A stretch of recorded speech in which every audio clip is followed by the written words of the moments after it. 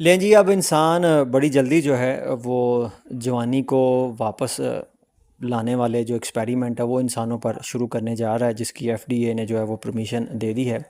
बात शुरू हुई थी जी कि एलन मस्क से जनवरी के तीसरे हफ्ते में जो है वो सवाल किया गया कि क्या वो समझते हैं कि जो एजिंग है इसको हम रिवर्स कर सकते हैं। तो एलन मस्क ने कहा कि ये काफ़ी ज़्यादा जो है वो सॉल्वेबल चीज़ है और हो सकता है।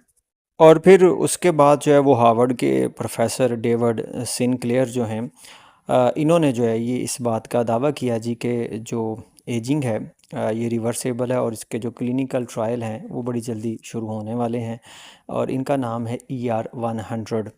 अब इसमें ज़ाहिर है सारी की सारी जो बॉडी है उसके जो सेल हैं इनको रिजुविनेट नहीं किया जाएगा, बल्कि सिर्फ चंद जो सेल हैं, सिर्फ जो स्पेसिफिक सेल हैं उनके ऊपर जो है ये ट्रायल किया जाएगा। और शुरू में जो है वो बारी आई है जी आंख की, और इसको जो है वो नाम दिया गया रीप्रोग्रामिंग।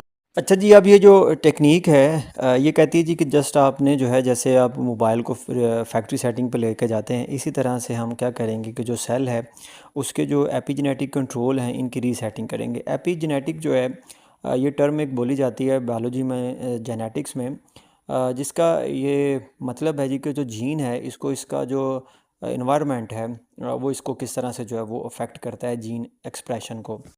दूसरी साइड पे ये जो ह्यूमन के ट्रायल्स हैं इसके जो नाकदीन हैं वो ये कहते हैं जी कि ये जो है ना सिर्फ फंडिंग के लेने के लिए इस तरह की बातें जो है वो की जाती हैं, जबकि इसके जो ट्रायल हैं वो जो एनिमल पे किए थे वो कोई ख़ास प्रॉमिसिंग नहीं थे। उनमें जो है वो कैंसर काजिंग जो हैं वो भी केस रिपोर्ट किए गए हैं।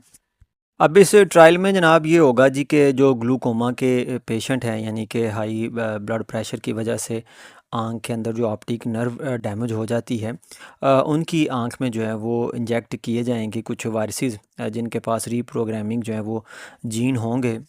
और ये जो रीप्रोग्रामिंग जीन्स हैं ये कहते हैं जी कि फुली अंडर कंट्रोल होंगे। जो जिन पेशेंट को ये दी जाएगी वो लो डोज एंटीबायोटिक डॉक्सीसाइक्लिन जो है वो लेंगे, और 2 माह तक जो है इनका इफ़ेक्ट जो है वो मॉनिटर किया जाएगा। अब यहाँ पे आपको यमान का फैक्टर जो है उसके बारे में भी मैं बताता चलूँ। आज से 20 साल पहले नोबेल प्राइज़ विनिंग जो है वो डिस्कवरी थी यमान का फैक्टर के बारे में।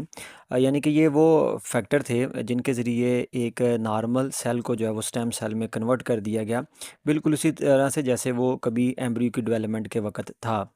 अब इस सारे प्रोसेस को समझने के लिए हम चलते हैं स्टीव हॉरवथ की तरफ। स्टीव हॉरवथ जो है ये वो इंसान है जिसने कह लें कि ऐसे बायोमार्कर बनाए जो कि किसी भी सेल की जो एज है उसको मेजर करने में मदद देते, और उस सेल की डेथ जो है वो कब होगी उसको भी एस्टीमेट करने में जो है वो मदद। स्टीव हार्वथ जो है अभी इसकी उम्र जो है वो 58 ईयर ये ओल्ड है। ये जर्मनी से बिलोंग करता है, और इसका अपनी जवानी में जो है ये ख्वाब था कि ये 1000 साल तक जो है वो जीना चाहता था। स्टीव कहता है जी कि अपने बचपन के दिनों में ये स्पेस के बारे में जो है वो काफ़ी ज़्यादा पढ़ता था।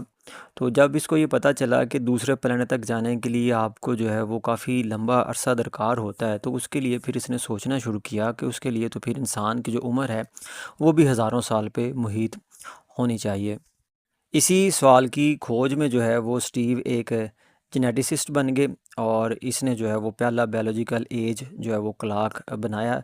बेसिकली इसमें डीएनए को जो है उसके मिथाइलेशन जो है वो की जाती है। जो डीएनए की बेस है साइटोसिन उसके ऊपर जो है वो मिथाइल ग्रुप को जो है वो लगाया जाता है, और फिर पता चला कि ये जो मिथाइलेशन है इसका सेल की एज के साथ जो है वो एक रिलेशन है कि सेल अपनी एज के कुछ ख़ास हिस्सों में जो है वो मिथाइल ग्रुप जो है वो साइटोसिन पे अटैच करता